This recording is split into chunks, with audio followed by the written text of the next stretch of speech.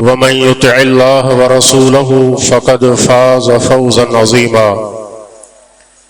اللهم صل على محمد وعلى آل محمد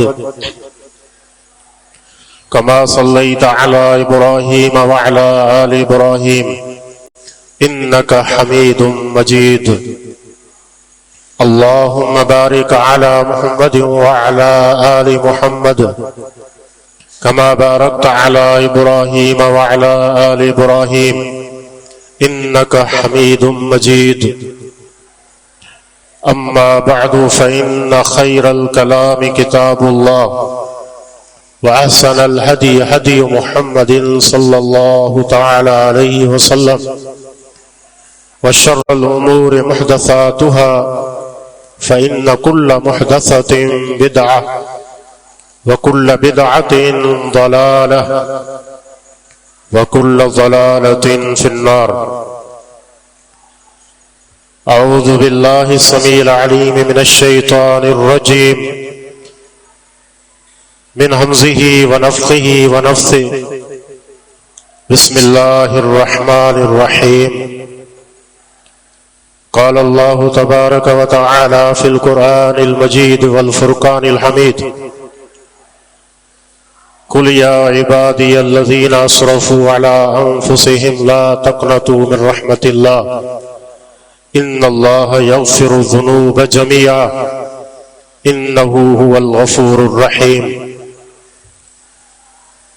رب اشرح لي صدري ويسر لي أمري واحلل عقدة من لساني يفقهوا قولي. سبحانك لا علم لنا إلا ما علمتنا إنك أنت العليم الحكيم.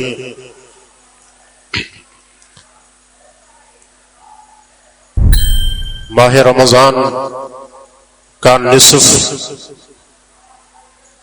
ہم سے رخصت ہو چکا ہے اور باقی جو دن ہیں وہ تیزی سے اختتام کی جانب گامزن ہے. ہم سب کو اپنا محاسبہ کرنا چاہیے کہ ہم نے اب تک اس ماہ مبارک سے کیا حاصل کیا. اس کی رحمتوں میں سے کتنی ہم نے حاصل کی، اس کی بخششوں میں سے کتنا ہم نے اپنا دامن بھرا، کتنی کوتاہی ہم پر جاری ہے. تو محاسبہ یہ پہلی چیز ہے. دیکھیے یہ ماہ مبارک توبہ اور استغفار کا بھی مہینہ ہے اور کئی مظاہر ہیں اس میں. ان پر غور کریں تو ہمیں یہ بات معلوم ہوتی ہے. جیسے رسول اکرم صلی اللہ علیہ وسلم کا یہ فرمان ہے کہ من صام رمضان ایمانا واحتسابا غفر له ما تقدم من ذنبه، کہ جس شخص نے رمضان کے روزے رکھے ایمان کی حالت میں اور اللہ تعالی سے اجر و ثواب لینے کی نیت سے، غفر له ما تقدم من ذنبه، تو اس کے پچھلے گناہ معاف کر دیے جاتے ہیں. اور یہ مغفرت، گناہوں کی معافی، یہ ایک خاص انعام ہے اس ماہ مبارک کا. اور توبہ اور استغفار جو ہم کرتے ہیں اس کی حقیقت کے ساتھ اس ماہ مبارک میں اس کو اپنی زندگی کا لازمی حصہ بنا لیں تاکہ یہ مغفرت ہمیں ماہ رمضان میں حاصل ہو. اور دوسری بات یہ بھی سمجھیں، ایک اور مظہر ہے ماہ رمضان کا، اور وہ یہ ہے کہ یہ ماہ ایک نیکی کا موسم بہار ہے، اس میں انسان آسانی سے توبہ کر سکتا ہے۔ کیوں؟ اس لیے کہ ایک تو ماحول ایسا ہے نیکی کا، یا باغی الخیر اقبل و یا باغی الشر اقصر۔ اللہ تعالیٰ کا فرشتہ یہ منادی دیتا ہے کہ ایک خیر کے طلبگار تو آگے بڑھ، اور یہ گناہ کو تلاش کرنے والے تو باز آ جا، رک جا۔ تو یہ ایک ماحول ہے، اس سے ہمیں فائدہ اٹھانا چاہیے۔ شیطان قید ہے، جب رمضان آتا ہے تو رحمت کے دروازے کھول دیے جاتے ہیں، جنت کے دروازے کھول دیے جاتے ہیں، جہنم کے دروازے بند کر دیے جاتے ہیں، اور وصفدت الشیاطین، کہ شیاطین کو پابند سلاسل کر دیا جاتا ہے، ان کو جکڑ دیا جاتا ہے کہ وہ اللہ کے بندوں کو اس طرح سے گمراہ نہ کر سکیں جس طرح سے عام دنوں میں کرتے ہیں۔ تو یہ ماحول بن گیا نیکی کا، اور انسان کا نفس ویسے گناہوں پر ابھارتا ہے، لیکن روزے کی حالت میں یہ نفس بھی نیکی کی طرف مائل ہوتا ہے۔ تو انسان کو چاہیے اس ماحول سے فائدہ اٹھائے اور سچی توبہ اور استغفار کو اپنا شیوا بنا لے۔ اور اسی طرح جو آخری عشرہ آئے گا اس میں دیکھیں ام المومنین عائشہ رضی اللہ تعالی عنہا کا یہ سوال تھا اللہ کے نبی صلی اللہ علیہ وسلم سے کہ میں اگر لیلۃ القدر کو پالوں تو پھر کون سی دعا پڑھوں؟ آپ نے ان کو یہ نہیں کہا کہ دنیا کے خزانے مانگنا، آپ نے ان کو کیا بتایا؟ فرمایا کہ یہ دعا پڑھو، اللہم انک عفو تحب العفو فاعف عنی، کہ اللہ تو بہت زیادہ معاف کرنے والا ہے اور معافی کو پسند کرتا ہے، مجھے بھی معاف کر دے، میری بھی مغفرت کر دے، مجھے بھی گناہوں سے پاک صاف کر لے۔ یہ لیلۃ القدر کی عظیم دعا ہے جو اللہ کے نبی صلی اللہ علیہ وسلم نے ہمیں سکھائی۔ تو یہ ماہ مبارک، اس میں سچی توبہ کرنی چاہیے اور اپنی زندگی آگے جو رمضان کے بعد آئے گی اس کے مطابق پھر گزاریں۔ یہ پھر ماہ مبارک کا وہ فائدہ ہے، یہ وہ انعام ہے جو ہمیں حاصل ہوتا ہے۔ یہ توبہ کا بیج بونے کا موسم ہے اور تیزی سے اس کے پھل حاصل ہوتے ہیں۔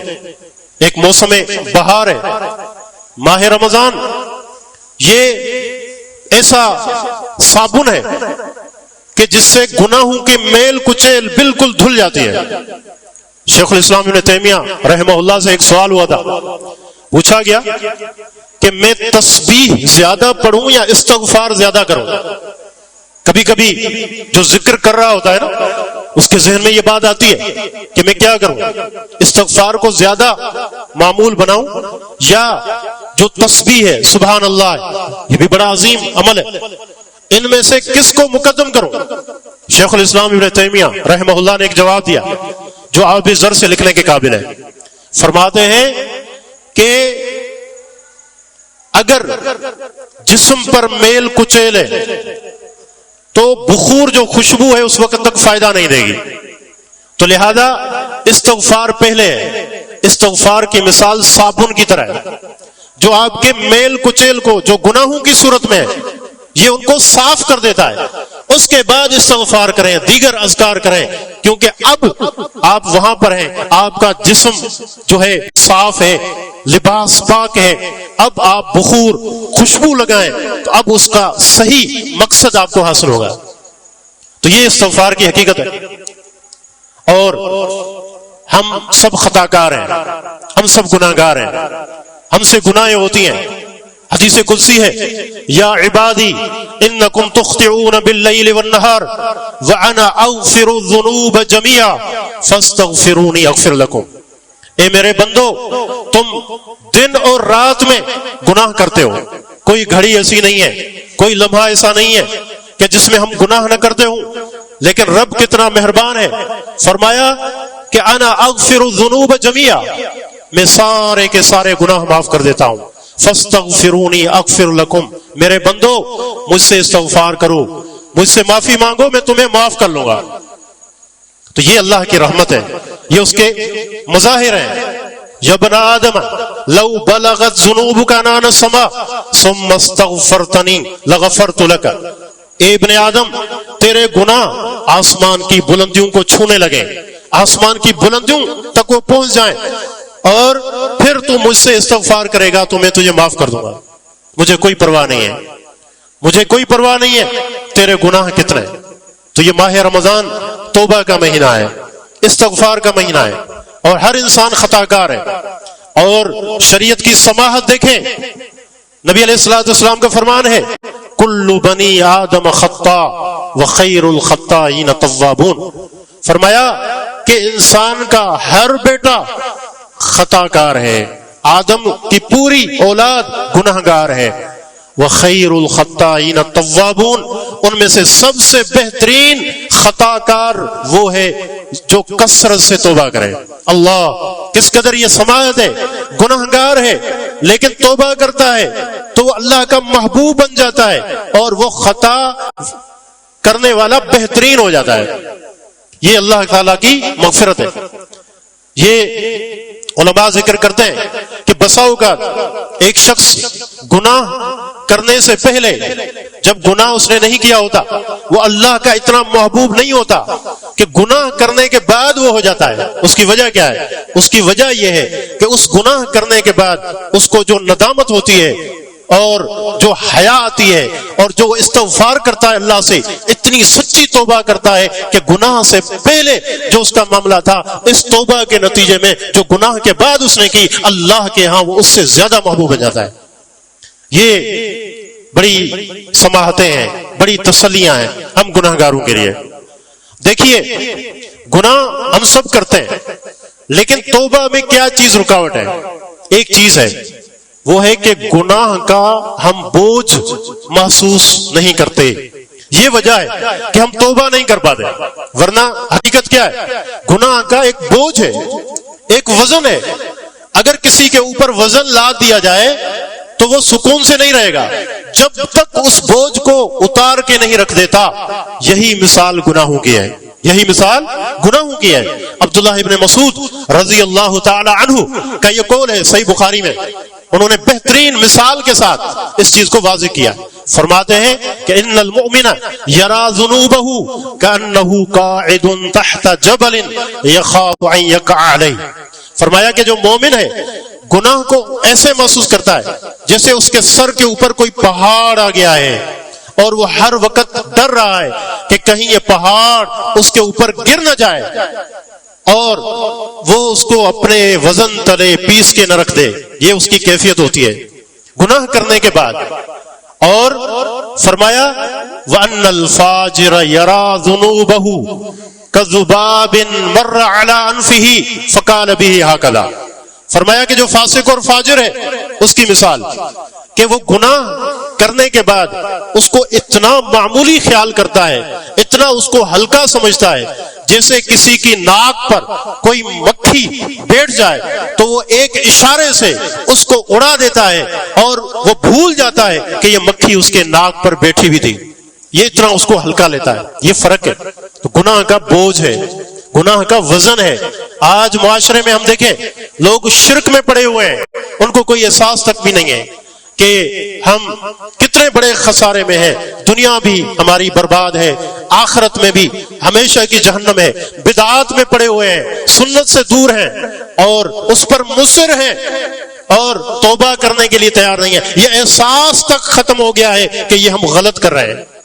اور اسی طرح دیگر گناہ ہیں جن کو ہم بالکل ہلکا لیتے ہیں، معمولی لیتے ہیں، ہماری روزمرہ کی روٹین میں وہ شامل ہو چکے ہیں۔ یہ بہت خطرناک سوچ ہے، یہ بہت خطرناک فکر ہے۔ اب گناہ کا بوجھ جب انسان نہیں محسوس کرتا تو وہ کبھی بھی اس سے توبہ نہیں کر پاتا۔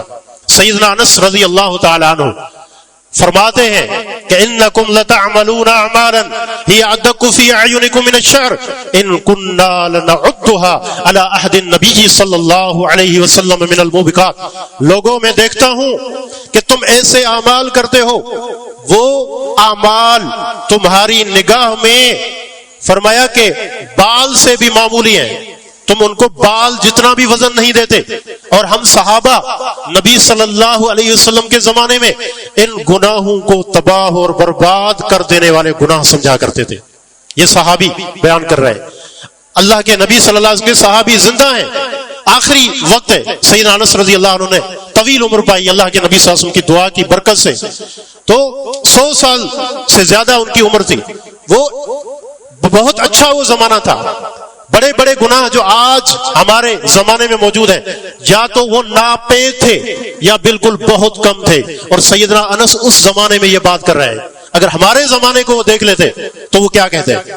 تو دیکھیے گناہوں کا وزن، گناہوں کا بوجھ، اس کو محسوس کریں۔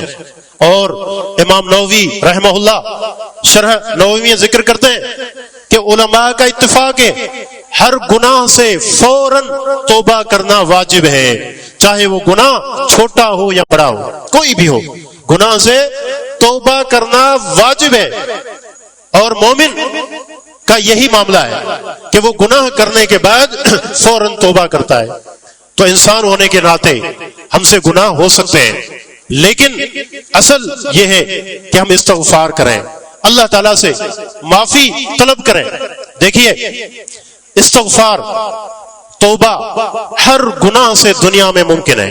دنیا میں اللہ رب العزت نے یہود و نصارہ کا ذکر کیا، ان کے کتنے بڑے جرائم ہیں، اللہ کا بیٹا بناتے ہیں، اور اسی طرح عیسائی اللہ کے لیے بیوی بعض کے نزدیک وہ اس کو ثابت کرتے ہیں۔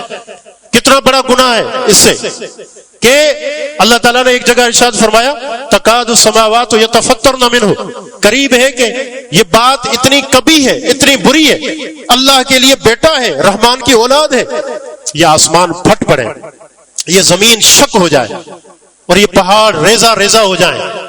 اور انہی لوگوں کو اللہ نے پھر توبہ کی بھی دعوت دی، جن کی اتنی بڑی بات ہے۔ کیا فرمایا؟ افلا یتوبون الی اللہ ویستغفرونہ، یہ لوگ اللہ کی طرف توبہ کیوں نہیں کرتے، استغفار کیوں نہیں کرتے؟ اتنا بڑا جرم جن کا ہے، آسمان پھٹ جائے، زمین شک ہو جائے، پہاڑ ریزہ ریزہ ہو جائے، ان کی توبہ بھی اللہ قبول کر سکتا ہے۔ تو ہم تو مسلمان ہیں، ہم تو مومن ہیں، ہم تو اللہ کے نبی صلی اللہ علیہ وسلم کی امت ہے، تو ہمیں بھی چاہیے کہ ہم توبہ کو اپنا شعار بنائیں، توبہ کو اپنا شعار بنائیں، اور اللہ تعالی ہر گناہ کو معاف کر دیتا ہے۔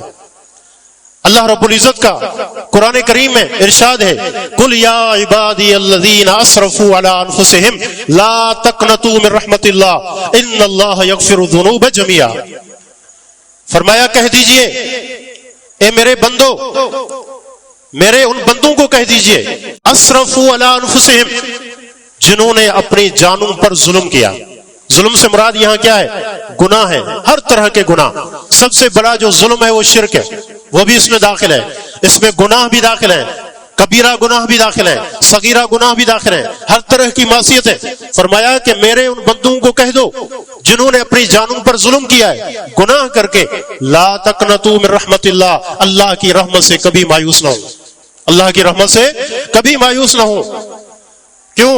ان اللہ یغفر الذنوب جميعا، اس لیے کہ اللہ سارے گناہ معاف کر دیتا ہے، انہ هو الغفور الرحیم، اس لیے کہ بے شک وہی بہت زیادہ معاف کرنے والا ہے، رحم کرنے والا ہے۔ اب دیکھیں اللہ سبحانہ و تعالی نے یہاں جب یہ ہمیں دعوت دی کہ توبہ کرو، مایوس نہ ہو اللہ کی رحمت سے، اس کے بعد جو صفات ذکر کی جس پر یہ آیت مکمل ہوئی وہ کیا ہے؟ غفور اور رحیم۔ غفور اور رحیم، غفور کا مطلب کیا ہے؟ غفور عربی زبان کا لفظ ہے، غفر سے نکلا ہے، جس کا معنی ہے کہ جو گناہوں پر پردہ رکھتا ہے، چھپا دیتا ہے۔ کتنی بڑی بات ہے کہ جو گناہوں کو چھپا دے، ظاہر نہ ہونے دے، کہ میرا یہ بندہ رسوا نہ ہو جائے، اس نے توبہ کی ہے تو اللہ اس پر پردہ رکھتا ہے۔ کتنی بڑی بات ہے، اللہ کی مغفرت کتنی مختلف ہے، اللہ تعالیٰ معاف کرتا ہے اور پردہ رکھنے کے بعد پھر ایسے نہیں کہ اس نے اب تو نافرمانی کی ہے، ٹھیک ہے میں نے معاف کر دیا۔ جیسے ہمارے ہاں کہا جاتا ہے، لوگ آپس میں لڑتے ہیں، ان کے اختلاف ہوتے ہیں، اس کے بعد کہتے ہیں پہلے تو معاف کرنے کے لیے تیار نہیں ہوتے، جب معاف کرتے ہیں تو کیا کرتے ہیں، ٹھیک ہے میں نے معاف کر دیا لیکن آئندہ مجھے اپنا چہرہ مت دکھانا۔ لیکن اللہ دیکھیں فرمایا کہ غفور ہے وہ، تمہارے گناہوں پر پردہ رکھنے کے بعد تم پر رحم بھی کرے گا، تم پر رحم بھی کرے گا۔ اب یہ آیت اس کا ایک سبب نزول ہے۔ ابن عباس رضی اللہ عنہما فرماتے ہیں کہ کفار مکہ میں سے کچھ لوگ ایسے تھے جنہوں نے شرک کیے، جنہوں نے ڈاکے ڈالے اور جنہوں نے بدکاریاں کی۔ اللہ کے نبی صلی اللہ علیہ وسلم کے پاس یہ پیغام بھجوایا کہ آپ کی دعوت بہت اچھی ہے لیکن ہم تو اتنے بڑے گناہ گار ہیں، کیا ہمارے لیے بھی کوئی معافی ہے؟ تو اس کا جواب اللہ نے یہ آیت اتار کے کیا، اور یہ جواب ہے کہ میرے بندوں سے کہہ دو جنہوں نے اپنی جانوں پر ظلم کیا ہے، اللہ کی رحمت سے مایوس نہ ہو، اس لیے کہ اللہ غفور رحیم ہے۔ یہ ہمارے لیے بھی تسلی ہے۔ یہ ماہ رمضان جو رحمتوں اور مغفرتوں کا مہینہ ہے، جو جہنم سے آزادی کا مہینہ ہے، جس میں ہمیں کثرت سے اطاعت کرنی ہے، اللہ تعالیٰ کی جو مغفرت کا ہم نے حقدار بننا ہے۔ اب تک اگر کوتاہی ہوئی ہے تو یہ دیکھ لیں اب بھی ہمارے پاس وقت ہے، اب بھی ہمارے پاس وقت ہے۔ شریعت نے جو ضابطہ ذکر کیا ہے وہ کیا ہے؟ انما الاعمال بالخواتیم، کہ اعمال کا دار و مدار خاتمے پر ہے، اپنا خاتمہ اچھا کریں ہر لحاظ سے۔ اب تک اگر کوتاہی تھی تو باقی دنوں میں اس کی تلافی کرنے کی کوشش کریں اور اپنا خاتمہ اچھا کریں کہ ماہ رمضان جب ختم ہو تو ہم اطاعت گزار ہوں، ہم استغفار کرنے والے ہوں، اللہ سے سچی توبہ کرنے والے ہوں، تو یہ رمضان ہمارے لیے بھی خیر کا پیغام لے کر آئے گا اور ہم بھی ان خوش نصیبوں میں سے ہو سکتے ہیں کہ وَلِلَّهِ اُتْقَاءُ مِنَ النَّارِ وَذَلِكَ فِي كُلِّ لَيْلَةٍ۔ رمضان کی تمام راتوں میں بہت سارے لوگوں کو اللہ تعالیٰ جہنم سے آزادی کا پروانہ تھماتا ہے، ہر رات یہ ہوتا ہے۔ ہم بھی یہ محنت کر کے اللہ کو راضی کر سکتے ہیں اور اس طریقے سے اس مغفرت میں ہم بھی اپنا حصہ لے سکتے ہیں۔ تو اللہ کی طرف پلٹیں۔ دیکھیں اللہ کی طرف آنے کے لیے اللہ نے کیا لفظ استعمال کیا، فرمایا فَفِرُّوا إِلَى اللَّهِ، یہ نہیں کہا اللہ کے لیے چل کر آؤ، کیا کہا اللہ کی طرف دوڑو، بھاگو، فَفِرُّوا إِلَى اللَّهِ، اللہ کی طرف دوڑو، یہ کیفیت ہونی چاہیے۔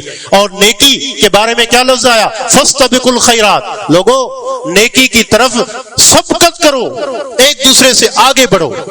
یہ ہے ہمارے لیے جو کام ہم نے کرنا ہے۔ تو اب تک محاسبہ کریں ہم نے کیا کیا، اللہ تعالیٰ کی مغفرت میں سے ہم نے کتنا جو ہے فائدہ اٹھایا، کتنا ہم نے اس سے اپنا دامن بھرا۔ تو یہ محاسبہ بہت ضروری ہے اور توبہ کو اپنا شعار بنائیں۔ اور یہ توبہ ایسا معاملہ ہے کہ اللہ نے سب کو حکم دیا۔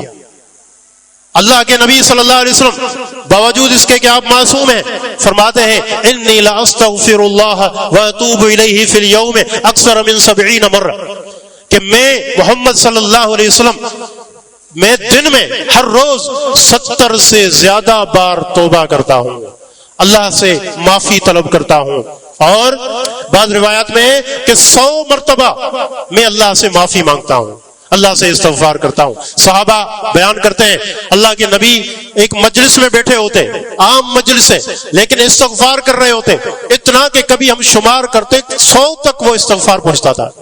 تو یہ استغفار یہ بڑی عظیم ہمارے لیے اللہ کی نعمت ہے، اس کو اپنائیں۔ اور اس کے فوائد میں سے یہ چیز بھی ہے کہ انسان اللہ کے عذاب سے بچ جاتا ہے۔ دو چیزیں اللہ تعالیٰ نے ذکر کی ہیں کہ جو اللہ کے عذاب کو ٹالتی ہیں، جو اللہ کے عذاب کو ٹالتی ہیں، ان میں سے ایک چیز تھی وَمَا كَانَ اللَّهُ لِيُعَذِّبَهُمْ وَأَنْتَ فِيهِمْ، اے اللہ کے نبی جب تک آپ ان لوگوں میں موجود ہیں اللہ ان کو عذاب نہیں دے گا۔ پیارے پیغمبر صلی اللہ علیہ وسلم کا وجود آپ کی مبارک شخصیت، آپ جب تک تھے تو آپ عصمت تھے، آپ کی وجہ سے اللہ عذاب نہیں دے گا۔ مفسرین ذکر کرتے ہیں یہ پہلی چیز تھی جو اللہ نے اپنے پاس اٹھا لی۔ اللہ کے نبی اب ذات کے اعتبار سے ہمارے درمیان نہیں ہے، لیکن ایک اور چیز ہمارے پاس موجود ہے، وَمَا كَانَ اللَّهُ مُعَذِّبَهُمْ وَهُمْ يَسْتَغْفِرُونَ، فرمایا کہ اللہ ان کو عذاب نہیں دے گا جب تک یہ استغفار کرتے رہیں گے، اللہ سے معافی طلب کرتے رہیں گے، اللہ ان کو عذاب نہیں دے گا۔ تو اللہ کے عذاب سے بچنے کا یہ نسخہ ہے استغفار۔ تو استغفار کو لازم کر دیں اپنے اوپر، اور استغفار کو کثرت سے ہمیں کرنا چاہیے۔ پیارے پیغمبر محمد رسول اللہ صلی اللہ علیہ وسلم نے مختلف قسم کے استغفار ہمارے لیے ذکر کیے ہیں، ہم ان کو پڑھیں، یا عمومی طور پر استغفر اللہ واتوب الیہ اس کلمے کو کثرت سے پڑھیں۔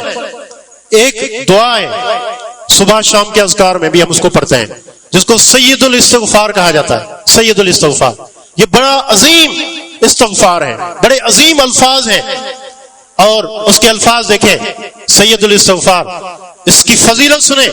فضیلت کیا ہے؟ پیارے پیغمبر صلی اللہ علیہ وسلم فرماتے ہیں کہ جو شخص ان کو شام کے وقت پڑھ لے یقین کے ساتھ، رات میں اگر اس کی موت ہو جاتی ہے تو وہ جنت میں داخل ہوگا، اور صبح کے وقت جو ان کو پڑھتا ہے یقین کے ساتھ پڑھتا ہے اور دن میں اس کی وفات ہوتی ہے تو وہ جنت میں داخل ہوگا۔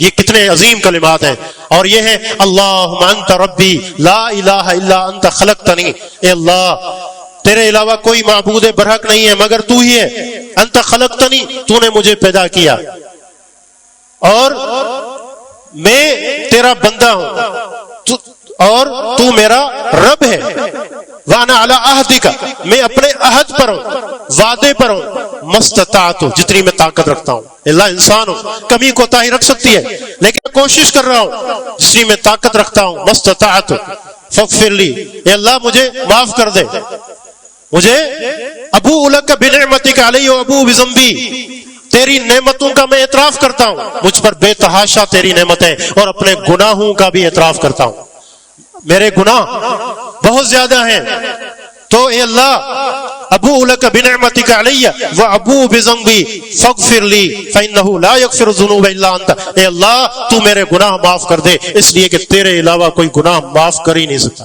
یہ ہے سید الاستغفار، اس کی فضیلت آپ نے سنی، اس کو صبح شام کے اذکار میں ضرور پڑھنا چاہیے۔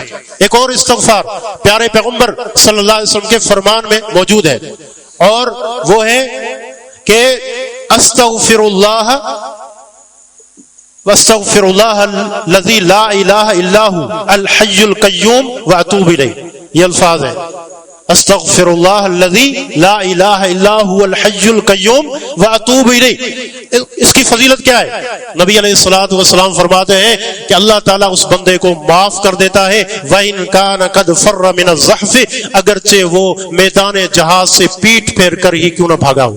یہ کتنا بڑا گناہ ہے، 7 تباہ کن جو گناہ ہے نا، ان میں سے ایک گناہ یہ بھی ہے وَتَوَلِّي يَوْمَ الزَّحْفِ، وَتَوَلِّي يَوْمَ الزَّحْفِ، کہ جو دشمن سے مقابلہ ہو رہا تھا پیٹ پھیر کر بھاگ جائے، یہ کبیرہ گناہوں میں سے ہے۔ لیکن پیارے پیغمبر صلی اللہ علیہ وسلم فرماتے استغفار کے یہ کلمات جو پڑھ لے تو اللہ اس کے گناہ معاف کر دے گا، چاہے وہ میدان قتال سے ہی کیوں نہ بھاگا ہو۔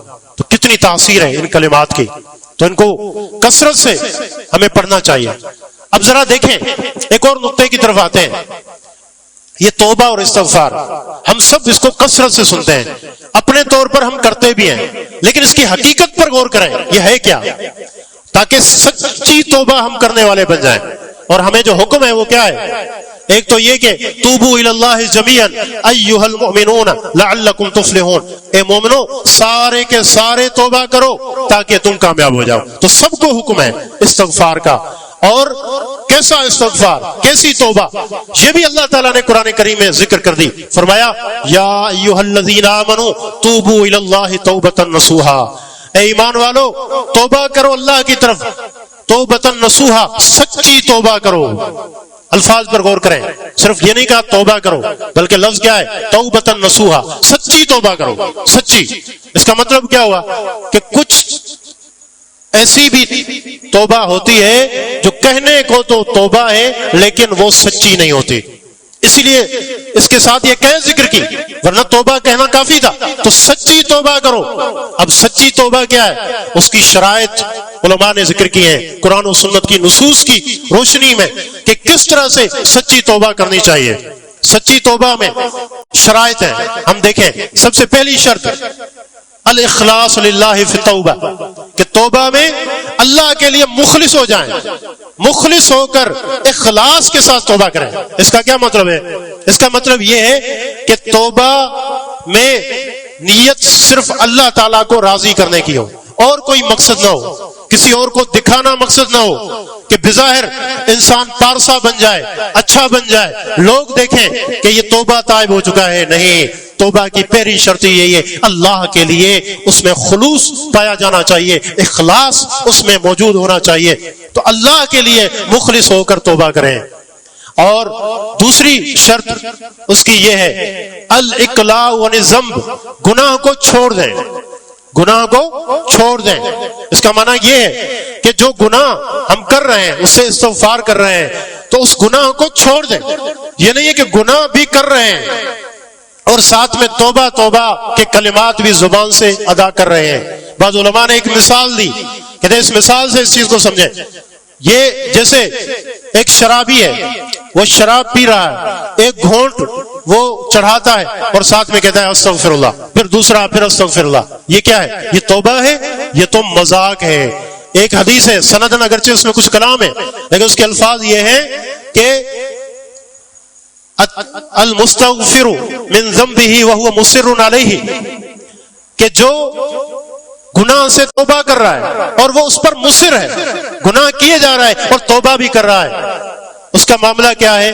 کہا کل مستہزئ بربہ، وہ ایسے ہے جیسے اپنے رب کے ساتھ مذاق کر رہا ہے، اللہ کے ساتھ مذاق کر رہا ہے کہ گناہ کر رہا ہے۔ اب بے نمازی ہے، نماز پڑھتا ہی نہیں ہے، صرف استغفار کرے، رمضان کے روزے رکھتا ہی نہیں ہے، بس استغفار کرے، وہ